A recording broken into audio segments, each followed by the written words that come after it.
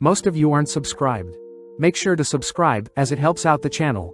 Without further ado, the series starts with our MC, kicked to the ground and mocked by noble mages, scoffing at our MC's commoner status. Giving our MC a chance, a soul mage steps up, offering our MC a chance to strike them down, but sadly our MC can only muster up a small ball of magic. Our MC recounts how magic is solely defined by which lineage one is born into, and no matter how hard someone works, they can never surpass those born into the correct family. The mage begins casting a spell of their own, instantly incinerating our MC, but our MC can't help but feel joy finally getting to experience what top-tier magic feels like. As a final wish, our MC wishes to be given more time to learn magic, but as his body finally disperses, our MC wakes up in front of several maids all adoring him. Quickly preparing a spell to defend himself, our MC blasts a massive hole in the castle he's in, all whilst the townsfolk celebrate the birth of the 7th prince of the Saloon Kingdom, hence our MC's new name is Lloyd. Several years later, the maids of the castle look everywhere for Lloyd, but Lloyd is clearly avoiding any attention, running into several guards only to ask them to keep his current location a secret. As Lloyd runs off, the guards wonder if they should grow closer to Lloyd, remembering how Lloyd is the 7th born in their family, so Lloyd most likely won't inherit the throne. Apparently, shortly after Lloyd was born, he immediately began speaking, reading spell books and even refusing breast milk, leading many to believe Lloyd was the reincarnation of William Bordeaux himself, the father of sorcery. Following Lloyd, he admits that he is unsure why he can remember his past life, but slipping past the maids, Lloyd makes it to the castle's library filled with hundreds of books. As Lloyd prepares to tuck into some books, Silpha appears, heading outside only to begin training Lloyd with wooden swords. Taking a quick break, Lloyd wonders why he still needs to train his swordplay, but Silpha states that it is proper etiquette for any noble to wield a sword, something Lloyd already knew having been with Silpha for 3 years. Wanting to get the training over with, Lloyd and Silpha take a stance, both dashing towards each other only to parry each other's slashes. Impressed that Lloyd has improved so much, Lloyd knows Silpha is still holding back, barely able to keep up as Lloyd has been secretly casting a copy spell to mimic Silpha's swordplay. Even still, due to Lloyd's smaller body and build, Silpha begins driving Lloyd into a corner, pushing him back. Assessing the situation, Lloyd tests out another skill to compensate for his childlike body, suddenly increasing his strength along with levitating his body. Now able to completely match Silpha's slashes and movement, Lloyd forces Silpha to take things more seriously, but when Lloyd attempts to weave in a sneak attack, Silpha catches Lloyd off guard. Having already known Lloyd was using magic, Silpha trips Lloyd, only to disarm and smack him on the head, revealing Lloyd's levitation magic. On top of things, Silpha points out that Lloyd's sword had been extended to give him better reach, but Silpha can't help but be amazed that Lloyd was able to cast 2 spells at once, something court mages struggle to do. As Silpha hugs Lloyd tight, Lloyd feels lucky that Silpha didn't recognize his physical enhancement spell nor his copy spell, meaning Lloyd was actually casting 4 spells at once. That evening, Silpha drags Lloyd with her to take a bath in the girls' bathing area, catching the attention of other maids as they tell Lloyd about a powerful demon sealed away in a book by the name of Grimoire, capable of wiping out their whole town. Silpha adds that the grimoire is hidden in an underground library, but suddenly the girls find it adorable Lloyd is acting strange, all fighting over whose bed Lloyd will be sleeping in tonight. Sneaking off, Lloyd grows intrigued by this hidden library, sneaking around at night with a concealment spell. Easily sneaking past the guards in front of the forbidden library, Lloyd manages to break the powerful seal keeping people out, amazed to see the vast library still standing. Taking a look around, Lloyd begins reading some books, suddenly spotting books in particular begin to float around him. Unveiling its dragon head, the book introduces itself as Grimoire, asking Lloyd to unseal it. Knowing Grimoire is the monster Silpha spoke about, Lloyd grows skeptical seeing Grimoire offer Lloyd some gold. Inspecting the gold, Lloyd says he knows Grimoire used creation magic along with some dust to make the gold, shocking Grimoire. Hearing that Lloyd plans on strengthening the seal on the demon, Grimoire gets terrified, stating that he has calmed down and no longer wants to wipe out the world, but Lloyd isn't buying it.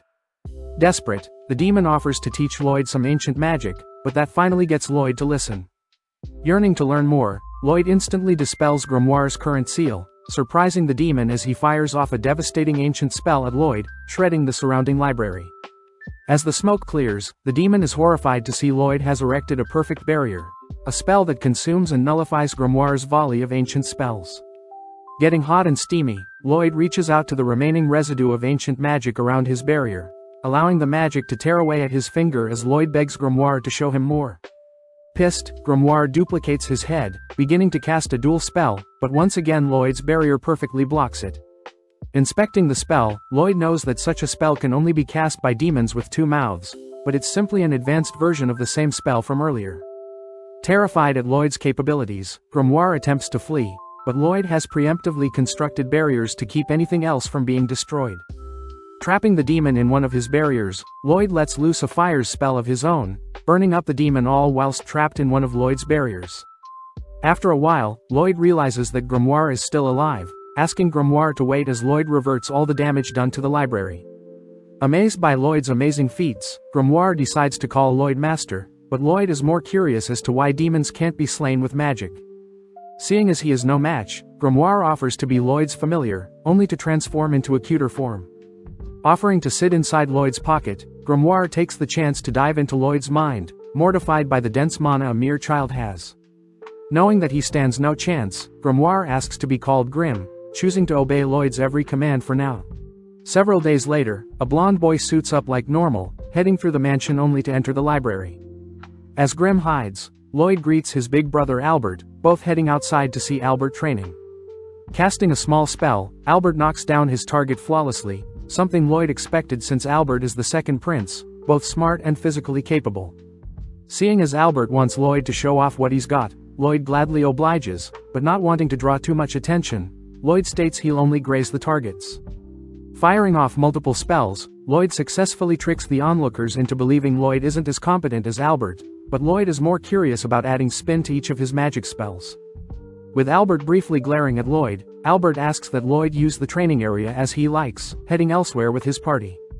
Now alone, Lloyd gets excited, wanting to mimic Grim's dual incantation with two heads. Although Grim states that only demons can cast such a dual spell, Lloyd gets an idea, absorbing Grim into his palm to act like a second mouth. Impressed that Lloyd knew of such a technique, Grim and Lloyd begin chanting simultaneous spells, but instantly get freaked out not recognizing the spell Lloyd is chanting. Pausing, Grim demands to know what spell Lloyd is casting, shocked to hear Lloyd was trying a spell stack, purposely mixing multiple spells to have them cast simultaneously. Hearing that Lloyd was trying to stack on 100 spells at once, Grim yells that only 2 to 3 spells can be stacked, otherwise the incantation would take too long. Understanding the situation, Lloyd takes over Grim's mouth, both taking a deep breath only for both mouths to begin chanting powerful spells. Seeing as Lloyd is folding together the essence of two magic types itself, Grim fears that the output would be devastating, watching as Lloyd incredibly unleashes a dual spell that ruptures into the skies. At the same time, Albert's retainers wonder why Albert spends so much time with a talentless boy like Lloyd, but Albert corrects them, stating that Lloyd had intentionally grazed all the targets the same way, believing that Lloyd will become great sage one day. With one of the retainers refusing to believe so, we cut outside to see Lloyd has massacred the surrounding area, even tearing a hole through the stratosphere to reveal the constellations themselves. Briefly admiring the sky, Lloyd rushes to repair the clouds, returning the nighttime back to daytime. The next day, Grim shows off the newspaper reporting on a mysterious phenomenon tearing apart the skies, but Lloyd is more fixated on an A-ranked adventure conquering a dungeon and bringing back loot. Wanting to explore a dungeon of his own, Grim struggles to hold back Lloyd, but Lloyd reassures Grim that he's got everything figured out. Taking out an acorn, Lloyd casts a growth spell, creating an exact clone of himself that mimics his movements. Although Grim is impressed, Lloyd is still worried, knowing that Silpha observes and tracks every bit of growth Lloyd experiences, meaning a mere dummy clone won't trick everyone. Getting an idea, Lloyd successfully manages to escape the castle undetected, asking Grim if everything is fine on his end. It turns out that Lloyd had placed Grim's soul into his clone's body, all whilst absorbing Grim's body into his palm. Now that Lloyd's clone is more lifelike, Lloyd successfully tricks the maids, but Grim wonders if he can cause a mess while Lloyd is gone. Sadly, since Lloyd can still communicate with Grim, Lloyd thanks Grim for all the help, flustering Grim as he chooses to make Lloyd proud. Having flown far enough from the castle, Lloyd wonders where he can find a dungeon, suddenly halting as he spots a pink-haired girl fleeing from some monsters. In an instant, the girl sends one of the monsters flying, blitzing around only to begin dismantling the monsters, finishing off with an energy barrier that shreds the monsters. Having witnessed everything, Lloyd recognizes the girl's techniques as a form of chi, something martial artists use. Having detected Lloyd, the girl calls Lloyd to show himself, but when Lloyd hesitates, the girl marks Lloyd as an enemy rushing to his location. Not wanting to unveil his identity as the seventh prince, Lloyd manages to come up with a disguise, created using Lloyd's current looks and Albert's physical structure. Lloyd takes on the name of Robert, learning the girl's name is Dao, having completely fallen for a cute guy like Lloyd. Having been locked away due to her training, Dao states that she'll make Robert her boyfriend no matter what, agreeing to accompany Lloyd into a nearby dungeon since she is a B-ranked adventurer. Upon entering the dungeon, Dao begins carving through the monsters, but sadly Lloyd is more interested in the shiny ores nearby. Venturing deeper, the two strike up a conversation, learning that Dao had been traveling alone for a while. Whipping up a quick meal, Lloyd asks about Dao's chi techniques, impressing Dao since chi is very similar to mana as chi circulates based on breathing techniques. Dao takes the chance to flirt with Lloyd, but gets surprised seeing Lloyd beginning to breathe strangely, realizing Lloyd was trying to mimic her chi breathing.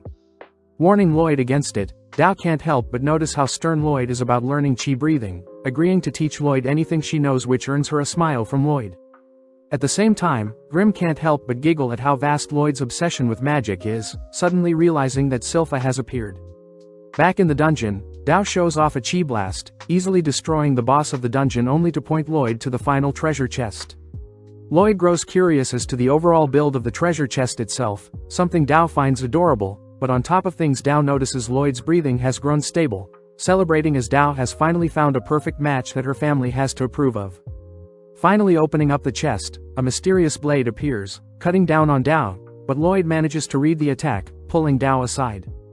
As a pool of darkness spreads from the chest, a lich appears, exciting Lloyd as a more worthy dungeon boss has appeared.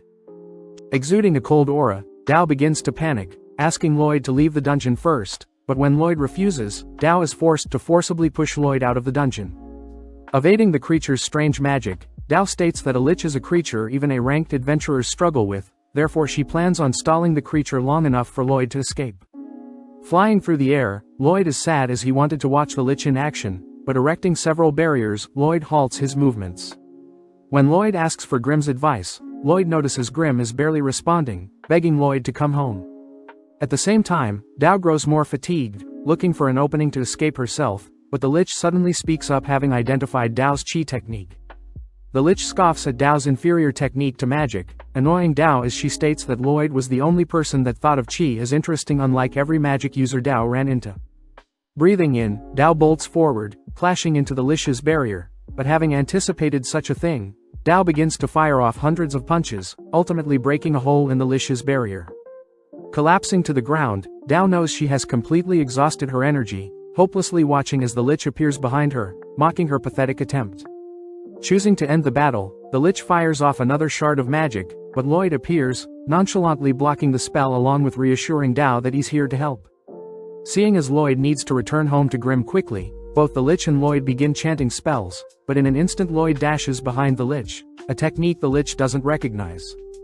Firing off a volley at Lloyd, the lich watches as Lloyd begins combining the techniques for mana and chi, taking a deep breath only to combine a movement spell with chi's breathing technique. Dashing around the lich, Lloyd notices the lich firing more magic at his barrier, but Lloyd's barrier easily defends, giving Lloyd more time to perfect his breathing. Seeing as his own barrier is in the way, Lloyd shatters his own barrier, accelerating further, as he maneuvers around the dungeon, all whilst evading the lich's magic. Finally condensing two techniques into one, Lloyd counters the lich's magic with magic he just created, firing off hundreds of slashes all whilst perfecting the spell's speed and sharpness. Terrified to see a mage using chi, the lich attempts to hold on, but seeing Lloyd's technique shredding his spells, the lich is forced to erect a barrier, but Lloyd's technique cuts clean through both the barrier and the lich itself. Dazzled by Lloyd's show of strength, Dao and Lloyd finally claim the dungeon's treasure, disappointed to see an old rusty blade infused with mana in the chest. Out of nowhere the dungeon begins to crumble, beginning to retract the treasure chest as it allows Lloyd and Dao to keep the treasure itself.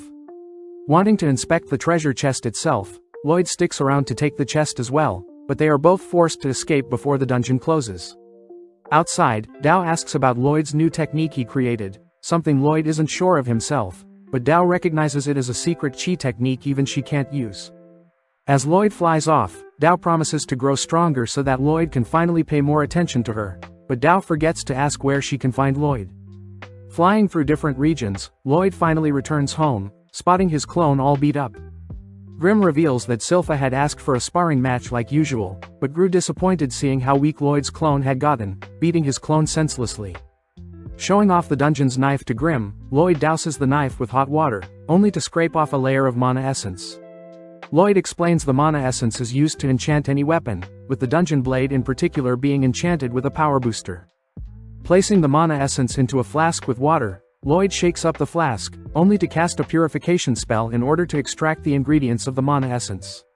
Revealed to be a mixture of oil, silver and hematite, Grim recognizes the ingredients as materials from a monster core, giving Lloyd the idea to create more essence since he had retrieved the dungeon's core in the form of the treasure chest.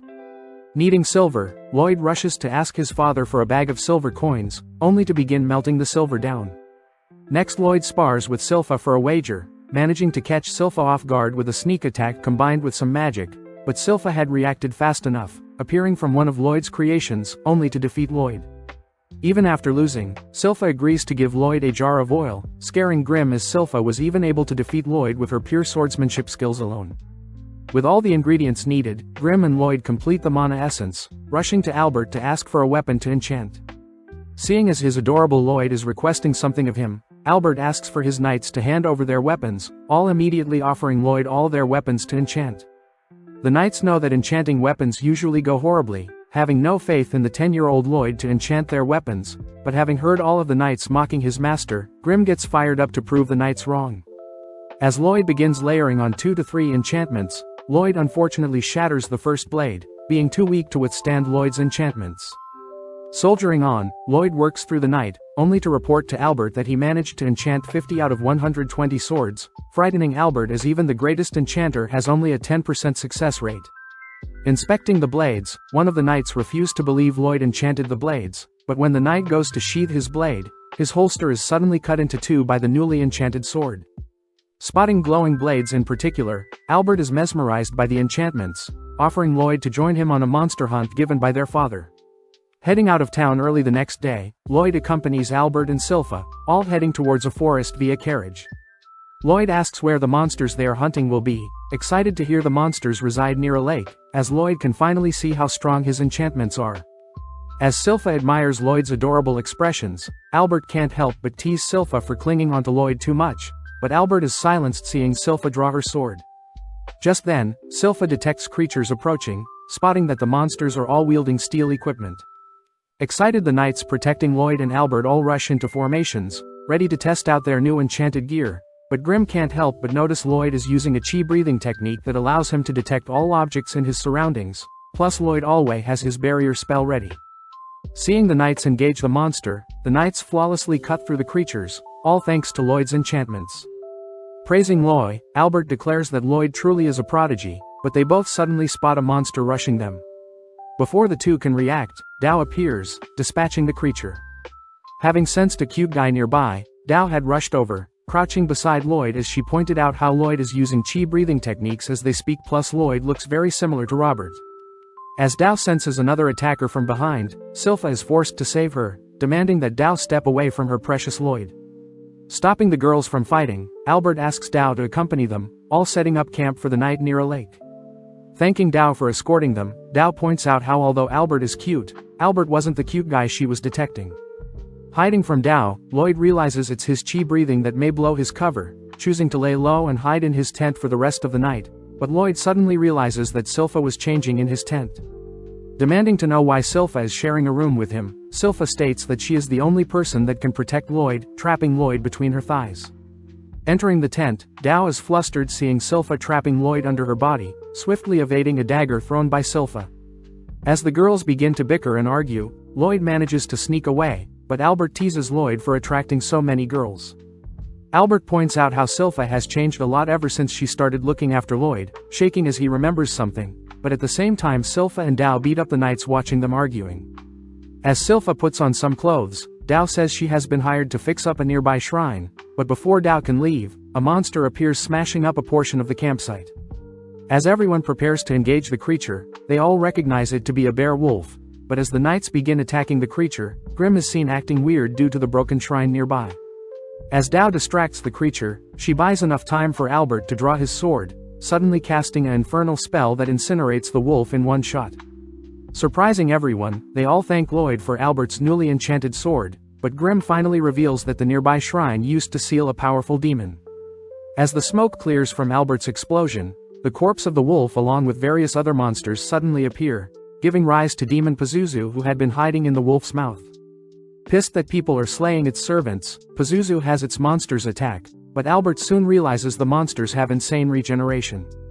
Lloyd asks if Grimm and Pazuzu are friends, but Grimm says they aren't, but Grimm is able to detect that Pazuzu is puppeteering the monsters with its dense mana along with regenerating their wounds. Intrigued, Lloyd asks Grimm to teach him the same mana transmutation technique as Pazuzu, but at the same time Pazuzu begins insulting the humans for falling slowly in the hands of his beast army. When Pazuzu begins to insult Lloyd, Silpha suddenly snaps, asking Lloyd to remain hiding. With Silpha's terrifying aura erupting, Silpha is offered a role to join Pazuzu's servants, but Silpha scoffs at the idea of serving a disgusting creature, declaring she'll slay Pazuzu. Giddy, Pazuzu reminds Silpha that the monsters will continue to heal as long as he channels mana into them. Seeing Silpha shake, Pazuzu suspects that Silpha is aware of Demon's vast mana pools, but Silpha instead points out that Pazuzu's breath stinks. Annoyed, Pazuzu rushes Silpha with his wolf servant, but in an instant Silpha severs the wolf's legs before it could move. As Pazuzu begins to regenerate the wolf's legs, Albert and the others realize the other monsters have stopped moving, reasoning that Pazuzu can't control the creatures as well when it's focusing on itself. Off to the side, Grimm points out that transmuting mana is quite difficult, as the mana needs to change to fit the target. Not even surprised, Lloyd manages to transmute a flower with his mana, even matching the color and scent of the flower. Out of nowhere, Silpha slams Pazuzu and his servant to the ground, picking up one of Lloyd's enchanted swords only to prepare to finish off the demon. Pazuzu can't help but wonder what type of maid Silpha is, choosing to insult Lloyd in order to get Silpha to drop her guard. Seeing an opening, Pazuzu manages to clamp onto Silpha with his wolf servant, but Silpha has used the opportunity to get close to the demon, revealing her dual sword techniques that shred Pazuzu's body from the inside.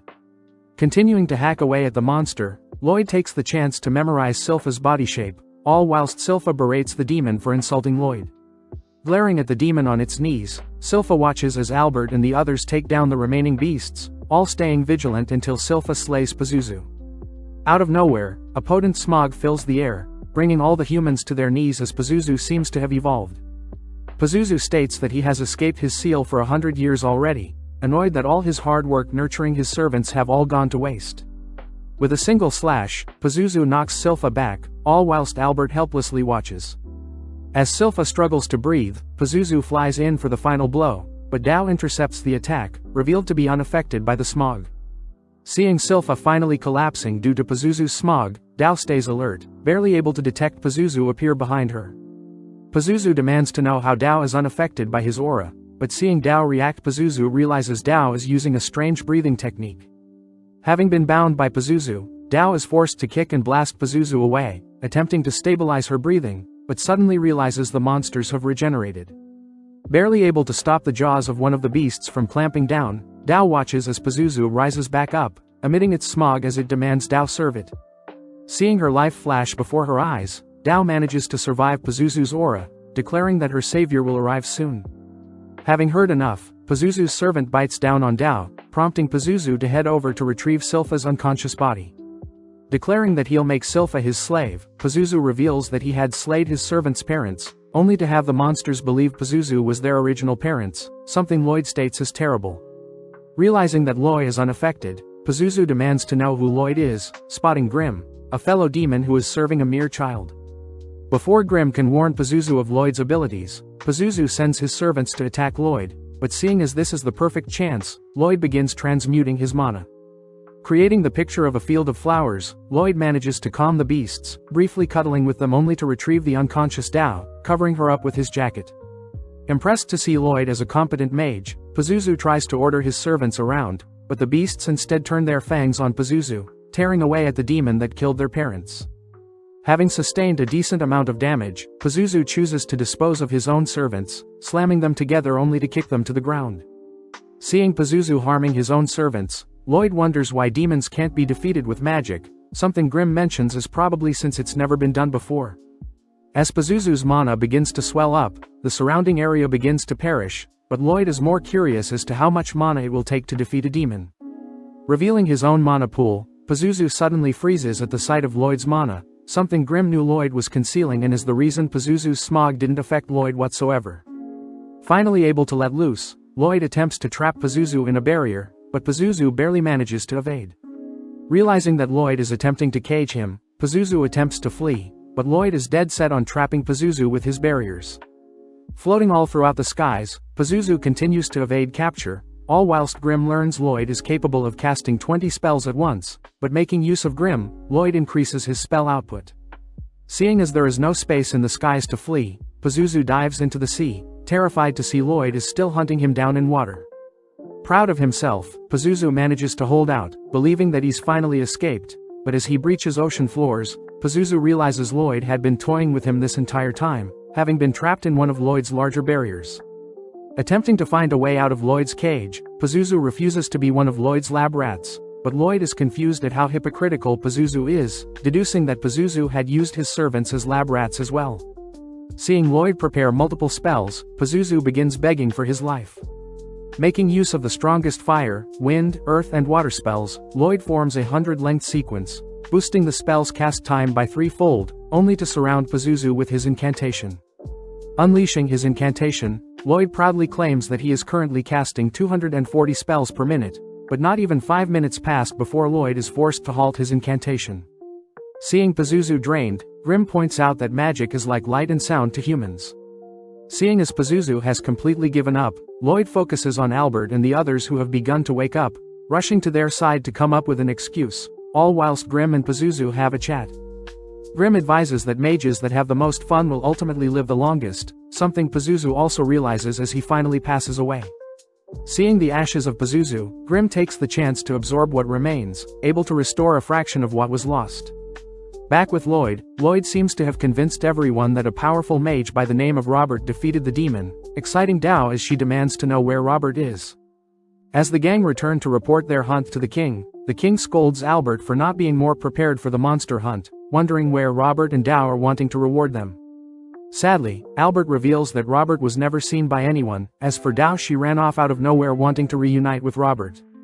Changing topics, Albert asks for his father to consider Lloyd as a possible candidate for the throne, stating that Lloyd's genius with enchantments may prove fruitful for a ruler. Impressed to hear his seventh son is so gifted, the king asks if Lloyd would join his brothers to fight for the throne, but Lloyd flat out rejects the offer.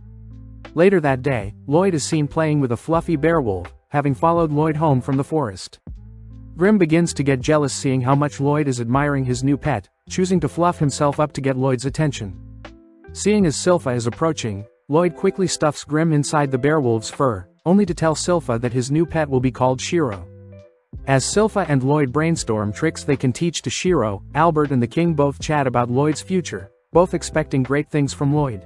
Getting to work, Lloyd manages to teach Shiro basic tricks, but wonders how he should train Shiro to execute more tougher actions. Having tried to infuse his mana with more specific commands, Shiro unfortunately isn't able to understand Lloyd's complex task, prompting Lloyd and Silpha to wonder if there is a monster expert that can help. As both remember Princess Elise's, heading over to her garden tower. Grim learns that Elise is the 6th princess of Saloon, being Lloyd's older sister by 3 years.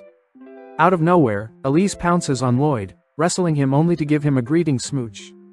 Seeing Lloyd knocked out, Elise's maid Eris reprimands Elise for going too far with Lloyd. Turning to see Shiro, Elise can't help but cuddle with the adorable creature, but seeing this Lloyd asks if Elise can show off one of her own monsters. Out of nowhere, a lesser Fenrir appears, snatching away Silpha's headband. Lloyd is shocked, seeing as the monster slipped past his detection. Lloyd is intrigued as to what command Elise gave to the Fenrir in order to have it time its approach. Asking for Elise to teach him all she knows, Elise gladly obliges, revealing that a deep bond with any animal will involve lots of love. Demonstrating her powers, Elise calls for the animals to surround her, stating that love is a technique anyone can learn. As Elise sends her animals to annoy Silpha and Eris, but they both spot Lloyd as calmly taming some animals of his own. Having not considered using love before, Lloyd begins to think of how he should love Shiro, all whilst Silpha dreams of the day Lloyd shows affection for her. Reconstructing Elise's taming technique, Lloyd notices that Elise had channeled mana into her animals via her head, allowing her to communicate with nothing but thoughts. Trying it out, Lloyd manages to establish a connection with Shiro, having him run circles only to leap into the air. Happy to see it worked, Lloyd and Shiro cuddle for a bit, all whilst Aris praises Lloyd for replicating a monster tamer's technique. Elise cries that love is the most important factor for taming monsters, something Lloyd doesn't disagree with, especially since the tamer must get to know the monster they want to tame first. Seeing Lloyd adorably explain love, Aris, Silpha and Elise all adore Lloyd, rushing to his side only to begin loving him.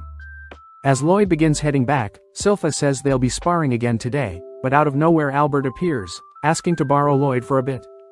Albert calls for Lloyd's older brother Dian, the fourth prince, to show himself. Heading to a small smeltery, Dian demands to see Lloyd enchant a blade for himself, but Albert diffuses the situation by revealing that Dian always wanted to be a blacksmith, even traveling to the nation of Bartram to learn smithing when he was 10. Sitting down, Dian watches as Lloyd begins enchanting a sword, refusing to believe Lloyd has learnt so much at such a young age, but when Lloyd finishes up his enchantment, Dian can't help but tremble seeing how magnificent Lloyd's enchantments are. Getting excited, Dian states that Lloyd can help Dian achieve his dream of creating the ultimate spellbound sword, a weapon that has enchantments built into it and layered onto it. Dian reveals that he was never capable of casting magic like most mages, therefore Dian wants even normal humans to wield magic when they swing a spellbound sword around. Only interested in the production process of a sword, Lloyd agrees to help Dian out, both getting to work as Dian sets the goal of creating a sword that can shoot fire. First Dian heats up a piece of steel, asking Lloyd to first layer on a fraction of the fire incantation, but the steel immediately shatters. As Lloyd attempts a weaker enchantment, Dian can't help but notice Silpha and Shiro interested, having Silpha help out with hammering the steel, but sadly Lloyd's powerful enchantments are still too strong for the piece of steel. Completely baffled, Lloyd racks his head for an alternative solution, reassured by Dian that Lloyd can try as many enchantments as he likes, especially since Dian bought a bulk of mana essence for cheap. Suddenly realizing something, Lloyd inspects the mana essence, realizing that the hematite in the essence is way too weak. Lloyd asks if Dian has any spare hematite lying around. Upon hearing that Dian doesn't, Silpha offers to accompany Lloyd to a dungeon, both heading to the Adventurers Guild. Entering the guild, Lloyd greets Katerina the receptionist, only to fill out a form for his details. Next, Lloyd is asked to place his hands on a crystal ball, something Lloyd knows is used to measure one's stats. Fearing that his current power level will destroy the orb, Lloyd begins compressing his mana, managing to achieve an overall rank of E. As the other adventurers laugh at Lloyd's poor rank, the receptionist points out that Lloyd has a magic stat of A, making him comparable to the mighty Silver Blader, something the other adventurers refuse to accept. Legend has it that the Silver Blader carved into every dungeon they entered, achieving an A- rank status only to disappear. Seeing the adventurers continue to mock Lloyd, Silpha can't help but scare the men a bit, revealing herself to be the Silver Blader. When Silpha attempts to re-register herself, the receptionist sadly states that Silpha would be demoted to C rank, unfortunate since every party needs a B rank to accompany them. At that moment, Dao appears offering to assist, but Silpha quickly ignores her. Silpha learns that Dao had failed to find Robert, even searching various dungeons for him, only to learn that Dao had been promoted to A rank as well. Dao demands a date with Albert as reward for their upcoming dungeon hunt, but as Silpha retrieves Lloyd's jacket from Dao, Lloyd admires how interesting of a life Silpha must have had in the past. Silpha reveals that in her entire lifetime, she had failed to take down a ragtag group known as the Assassin's Guild.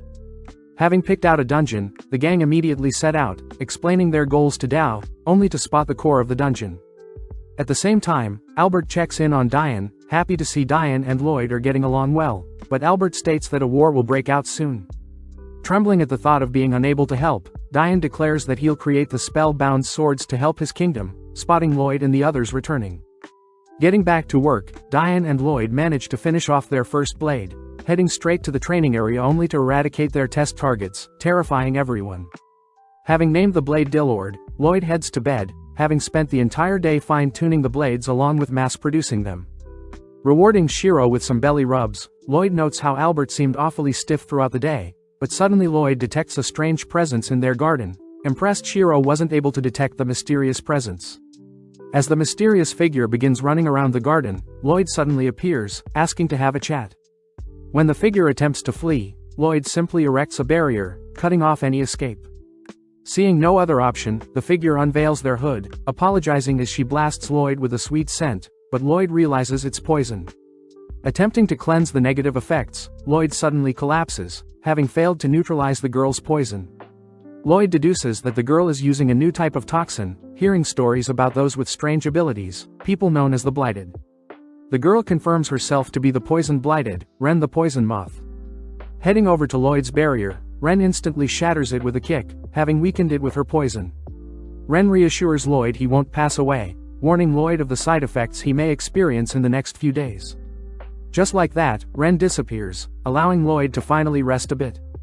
Having seen everything, Grim learns that Lloyd is actually cancelling out Ren's poison with a breathing technique, wondering why Lloyd didn't just capture her.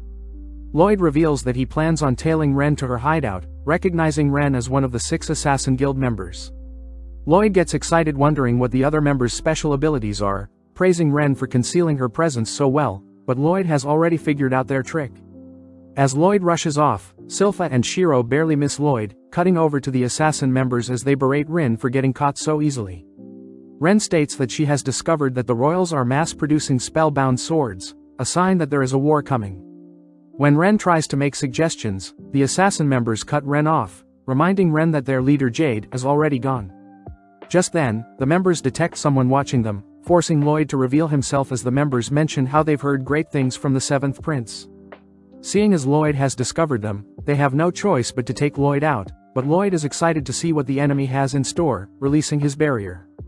Taking a fighting stance that mimics Dao's, Lloyd draws in a green head man, able to defend against most of his strikes, but suddenly spots one of the man's punches wrap around his arm. Introducing himself as the Warp Blighted, Babylon the Giant Rat. Knowing that Babylon's movements exceed what mages are capable of, Lloyd suddenly realizes someone is behind him, suddenly collapsing to the ground as Crow the Dark Raptor binds him with a curse. Following up, Galia attempts to pummel Lloyd, but Lloyd uses brute strength to escape Crow's curse, but sadly gets entangled in Galilea's spider webs. With no choice, Lloyd ditches his clothes, ecstatic to have run into a user with cursed speech along with people able to translate their mana. Out of nowhere, Lloyd begins evading several slashes from Talia, suddenly spotting Talia impale her own leg, only to feel the pain in his legs as well. Introducing herself as the Pain Blighted, Talia gets weirded out seeing how happy Lloyd is, watching as Lloyd analyzes and reverses Talia's wound both on Talia and himself. Intrigued to see how Talia's reflection magic works, Lloyd traces Silpha's battle style, terrifying the assassin members as they reveal past trauma facing the Silver Blader.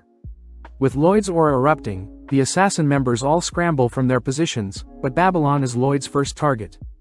As Lloyd catches up to Babylon, Lloyd slams him to the ground, impressed to see Babylon relax his body so as to not sustain too much damage. Appearing around Lloyd, Galilea and Crow pinch him, but Lloyd predicts Crow's cursed speech attack, accidentally cursing and blasting Galilea into Talia instead. Before Crow can chant another curse, Lloyd equips 2 blades, dicing up and slamming Crow into the ground, perfectly mimicking Silpha's techniques. Off to the side, Galilea struggles to separate himself from Talia, but since his webs have bound them together, Talia's clothes are accidentally pulled apart. Seeing an opening, Lloyd rushes to attack Talia, warned by Talia that the damage will be reflected onto Lloyd himself, but Lloyd could care less. Talia is slammed into a wall, making Lloyd euphoric, finally experiencing pain for the first time in a while.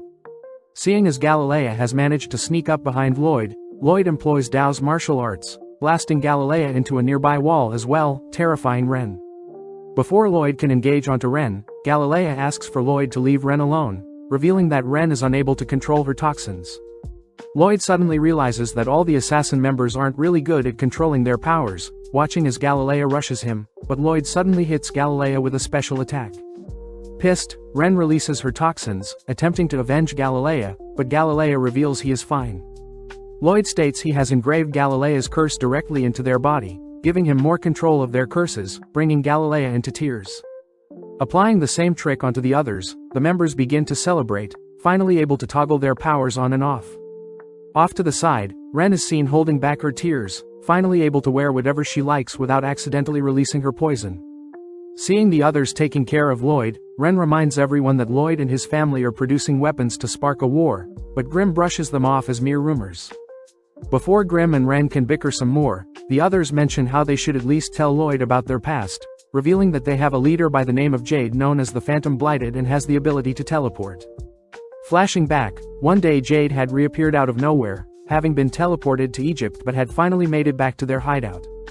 Jade shows off their new guild emblem, stating that their Assassin's Guild will take the jobs normal adventurers wouldn't, and upon completion they'll leave behind their emblem to prove to the world they can operate in society as well. Before Jade can add any more, Jade is teleported away, but in the present Galilea points out that the warlord Lordust was preparing may help them figure out Jade's teleportation problem. Out of nowhere, a mysterious envelope appears, but before the contents is revealed, we cut to several minutes later where Silpha and Shiro have busted into the Assassin Guild's hideout. Seeing as Lloyd has left behind a letter, Silpha reports her findings to Albert, who holds back his anguish fearing that the Assassin's Guild has kidnapped Lloyd and brought Lloyd to Lordust. Seeing as Lloyd's clothes are all sticky, Albert and Silpha both declare they'll wage war if it means Lloyd will return safe. Cutting back to when the envelope appeared, Galilea reads that Jade had officially overthrown the rulers of Lordust, making the assassin members celebrate, but inspecting the letter himself, Lloyd can't help but smirk. Immediately heading out, Lloyd sends everyone flying with him towards Jade's location. We learn that Galilea and Ren had asked if Lloyd could help Jade fix his teleportation curse as well, but Lloyd points out that Jade no longer needs him help, since the letter seems to have been perfectly teleported to their location. Lloyd knows that teleportation magic itself is very rare, especially being able to control it, making the members wonder if Jade was lying about his curse this whole time. Regardless, Ren says she still wants to reunite with Jade, exciting Lloyd as he says he'll accompany them. Seeing as Ren is starting to doubt Jade, Lloyd cheers Ren up, making Ren's heart flutter a bit. Having been flying for only 10 minutes, Lloyd is forced to stop, seeing everyone exhausted, but seeing as they need food, Ren runs off into the woods to catch some food. Babylon reveals that Ren grew up in the forest, wanting to show off her skills to Lloyd, but Ren had a tragic past, having accidentally slayed her own parents with her poison. It was then when Jade took her in, and introduced her to everyone, all agreeing to help raise Ren as one of their own. Having spent time designing clothes to neutralize Ren's poison, Ren couldn't help but break down, having finally found a family she can rely on, and even seeing Jade as her big brother. Hearing such a wholesome story, Lloyd says he really wants to meet Jade, surprising Grimm. Right on cue, Ren returns with a dense stew, terrifying everyone as they wonder if a prince like Lloyd should be fed such a food item. Surprisingly, Grimm and Lloyd savors the meal, prompting everyone to join in, enjoying the meal like a family. Flashing back, there was a day when Jade had announced their guild members were all getting bounties, exciting everyone as they are finally being recognized as actual people.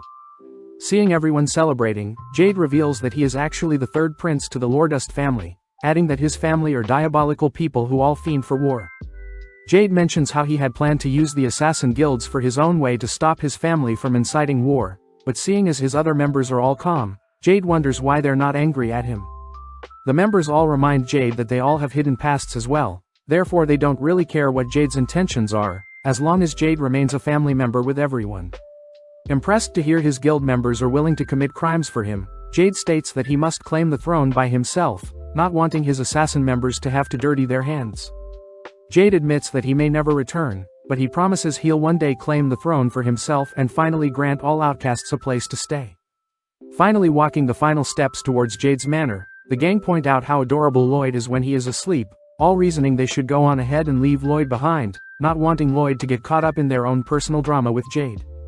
Hearing this, Grimm offers to accompany them, knowing that Lloyd can easily fend for himself. Upon climbing the castle walls, the gang are surprised to see a party set up for them, just like what Jade had promised in the letter. Before the gang can head back and retrieve Lloyd, they're interrupted by an egg-shaped looking man, inviting them all into the courtyard where they're officially welcomed as the guest of honor. With everyone in disbelief, Ren hugs Grimm tight, getting nervous to reunite with Jade. Finally, Jade appears nonchalantly, annoying everyone, as they watch Jade switch clothing, relieved to see Jade is the same as before.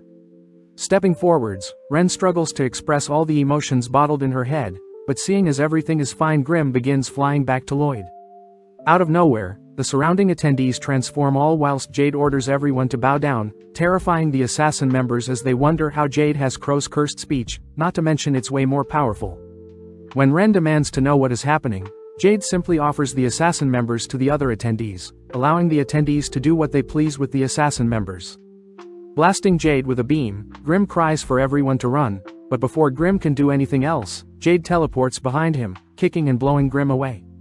As Jade changes his clothing, we cut to Lloyd, who has finally awoken, spotting a beaten-up Grimm beside him. Grim struggles to explain the situation to Lloyd, all whilst the assassin members realize the attendees before them are actually demons from the netherworld. Appearing beside the members, Jade reveals that he too is being controlled by a demon, Gazarm the Catastrophe from the netherworld. Gazarm reveals that Jade is no longer alive, having struggled to hold on, but eventually Jade was forced to relinquish his body. Hearing all of this, the assassin members get pissed, preparing to unleash onto Gazarm, but Gazarm continues to reveal all the torture methods he performed on Jade in order to ensure Jade's mind would never recover. As the demons begin begging for a body of their own to inhabit, Gazarm warns his minions that Ren's body is quite poisonous, but Gazarm suddenly notices a strange marking on Ren's body. Unable to recognize the spell from Jade's memories alone, Gazarm uses his curse speech, demanding Ren explain, but Ren bites her tongue to silence herself. With Gazarm cursing Ren to sell out the person that placed the spell on her, Ren fights for dear life, suddenly watching as Lloyd's barriers surround all the assassin members, only for an incineration ray to light up the surroundings. Having scared the demons back into their bodies, Lloyd checks on the others, healing Ren's tongue. Lloyd starts by ordering the assassin members to run, knowing that Gazarm is solely after their bodies.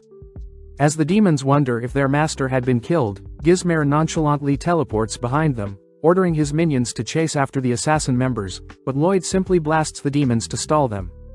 As two demons appear beside Lloyd, Lloyd continues to monitor Gazarm's every move, watching as Gazarm speaks a death curse that weaves through Lloyd's barrier. Seeing as it's best to dodge, Lloyd analyzes the curse, noting how the curse causes cardiac arrest, and slays the target struck by the curse.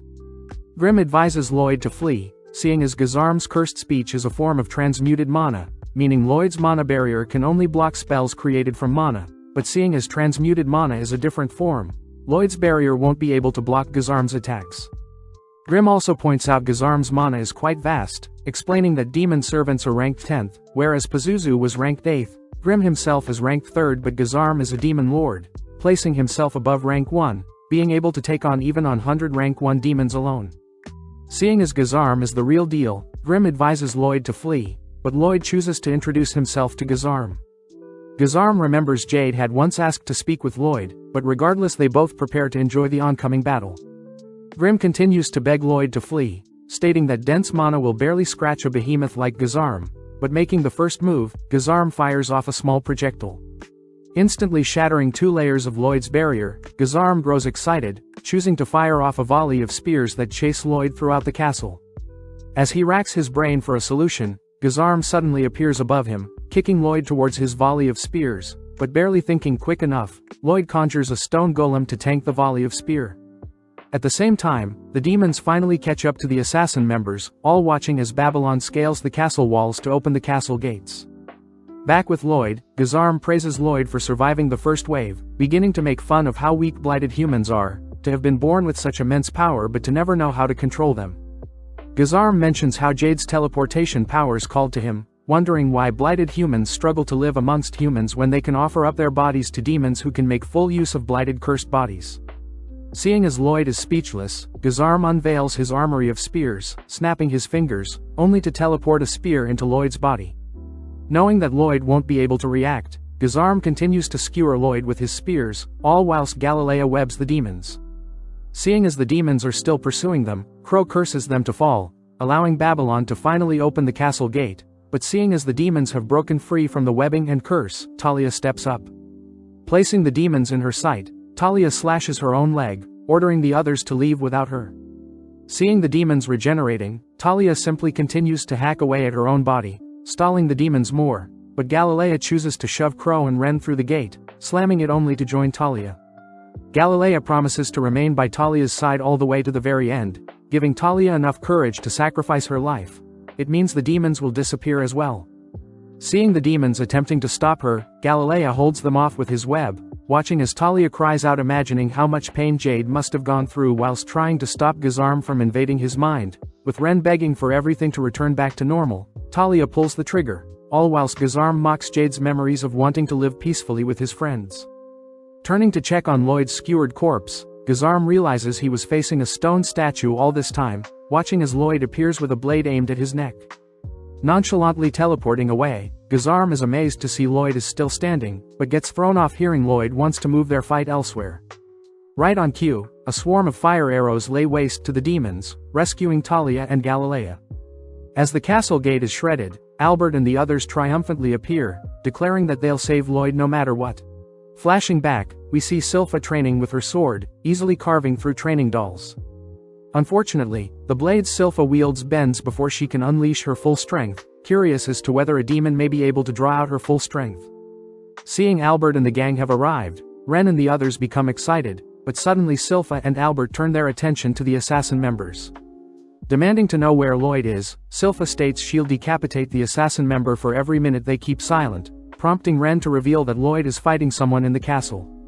Before Ren can explain who, Babylon reminds Ren that Lloyd wants to keep his powers a secret from his family, so Ren mentions how Lloyd is simply fighting with a very weak person. Seeing as it's an obvious lie, Silpha prepares to decapitate Ren, but Albert wonders if they should start with an adult first. Seeing as no one believes them, Ren reveals that Lloyd is fighting to avenge Jade, one of their family members, but right then a demon rushes Ren. Luckily, Elise and her Fenrir gobbles up the demon, confirming that Ren is indeed telling the truth. Satisfied for now, Albert orders Silpha to go on ahead and support Lloyd, but Ren chooses to cling onto Silpha, refusing to allow Lloyd's true powers to be exposed. Out of nowhere, a volley of spears destroy the bridge the gang are standing on, forcing the demons to swim to land, but the gang realize the demons are trying to trap them from behind. As Albert and the gang rush through the gates, we see Lloyd and Gazarm making some small talk, only for Gazarm to continue pursuing Lloyd with his spears, all whilst Grim wonders why Lloyd is holding a sword. Seeing as Albert and the others are occupying the demons, Lloyd chooses to focus his full attention on Gazarm, all whilst Albert wonders how he can slay these demons.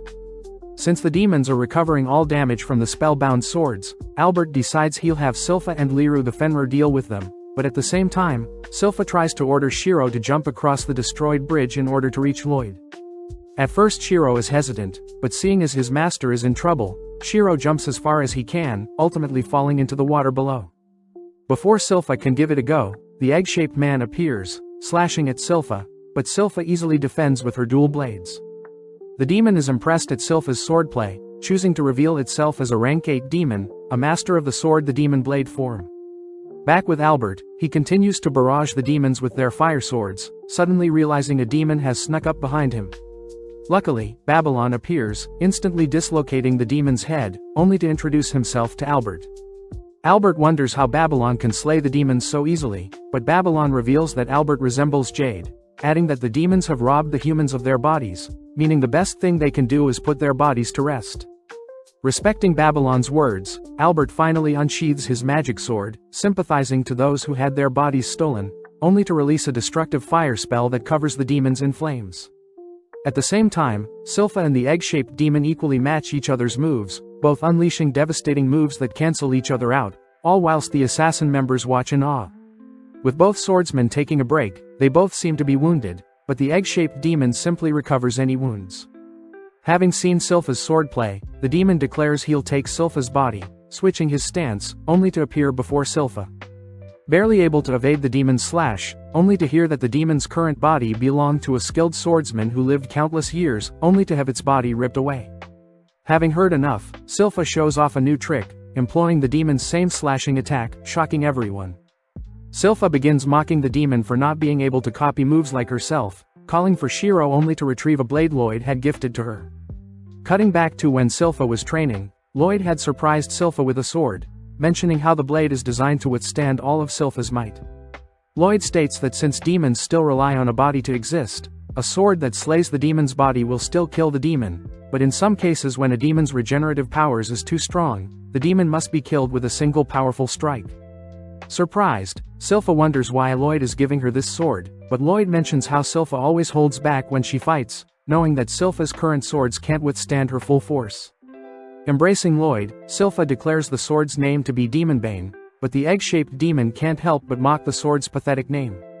The demon reveals that they had planned from the very start to lure Jade along with the assassin members into giving up their bodies, pissing the assassin members off. Having heard enough, Silpha takes a battle stance, forcing the demon to match her energy, but in an instant, Silpha minces up the demon, ending the duel.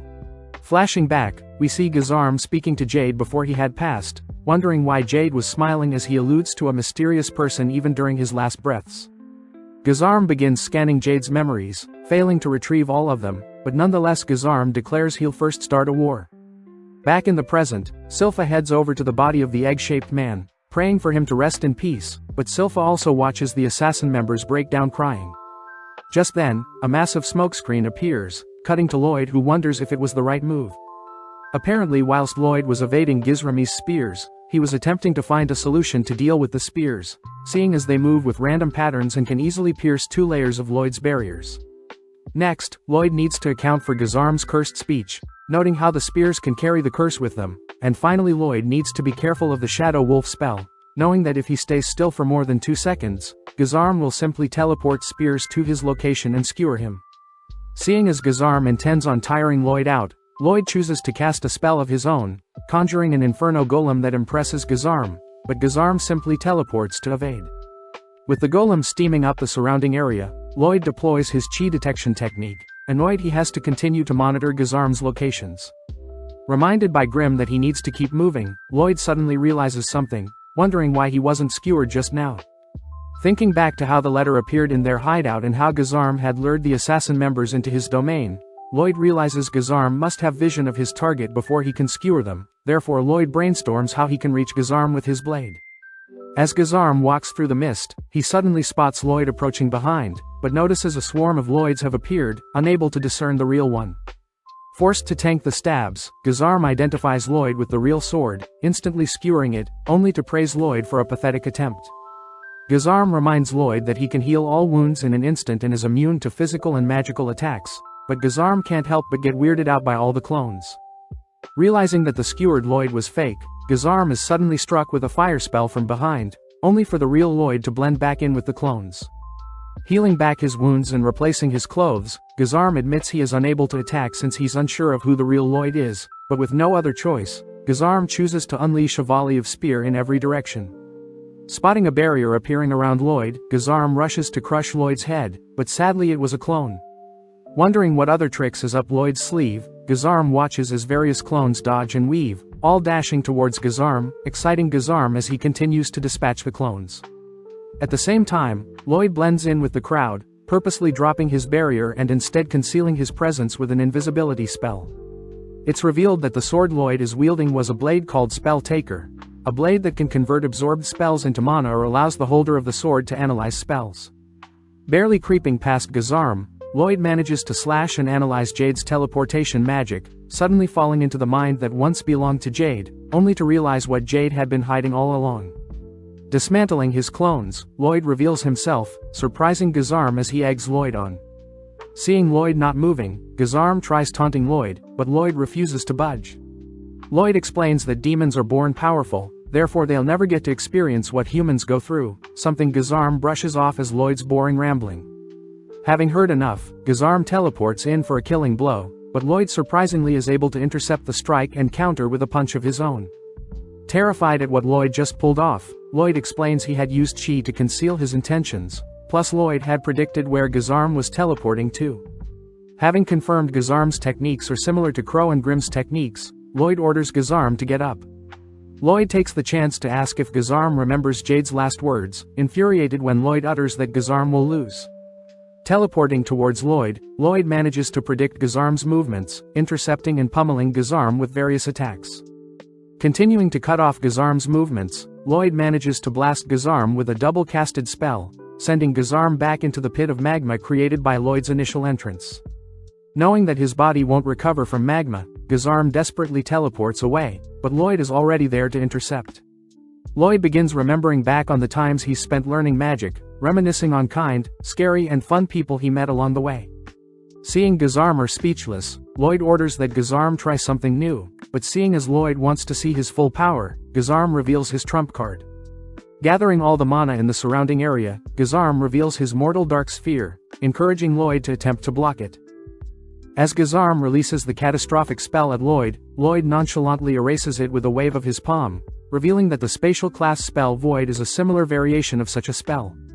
When Lloyd had first learned of such a spell, he had experimented with the voids in different ways. One way included colliding 2 voids together, cancelling each other out.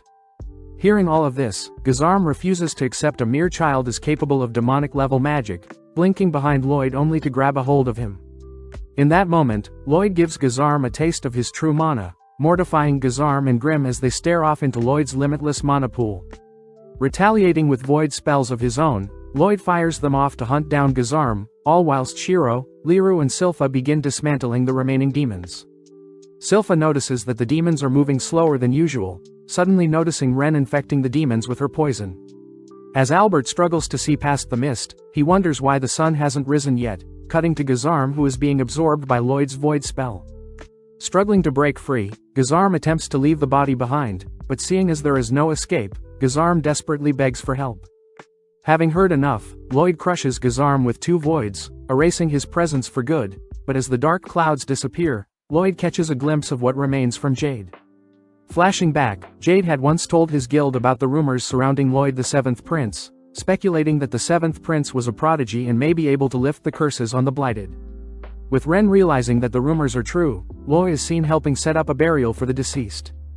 Grim is curious as to how Lloyd ended up predicting Gazarm's movements, but Lloyd states that after analyzing Jade's teleportation, it was quite easy to calculate an endpoint for each teleportation. Grim is amazed Lloyd won the battle so easily, but Lloyd reveals that Gazarm wasn't to be toyed with, as it was ultimately Jade who had deciphered the teleportation spell before he passed, waiting for the day someone would dive into his memory and make use of the spell to finish of Gazarm. With Ren secretly listening in to Lloyd and Grim's conversation, she prepares to thank Lloyd for all he's done, but Albert suddenly appears. Approaching Lloyd, Albert asks if Jade was behind everything, hearing that Lloyd was simply dragged along with them. Before Lloyd can confirm such a thing, Albert states that the assassin members have been restrained, since they are still criminals for kidnapping Lloyd. As a compromise, they must serve Lloyd for the rest of their lives. Raising his sword to Lloyd's neck, Albert reminds Lloyd that the assassin members are now an extension of Lloyd and also the saloon. Demanding to hear if Lloyd understands, Albert and the others are surprised that Lloyd is very okay with taking on retainers, in the form of the former Assassin Guild members. Satisfied, Albert kneels down, reassuring Lloyd it's okay to ask for help when he needs it. Seeing as everything is settled, Albert takes the chance to give Lloyd a big hug, all whilst Dao arrives, having heard that Lloyd was in trouble. Realizing that she was too late, Dao begins to leave, all whilst Albert chases after her to thank her for fighting off Pazuzu.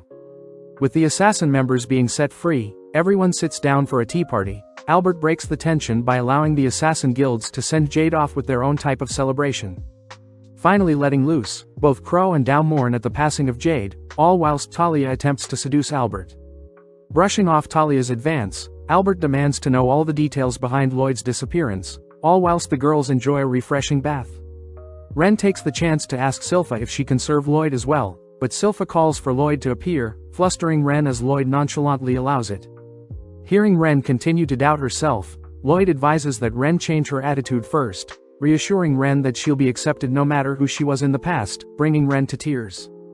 The series ends with Ren starting her first day as Lloyd's new maid, helping Silpha dress up Lloyd, only for Lloyd to report his adventures to the king, finally ending the day by studying up on some more magic. Check out one of our other videos on the screen or in the info card above. Subscribe, like and comment.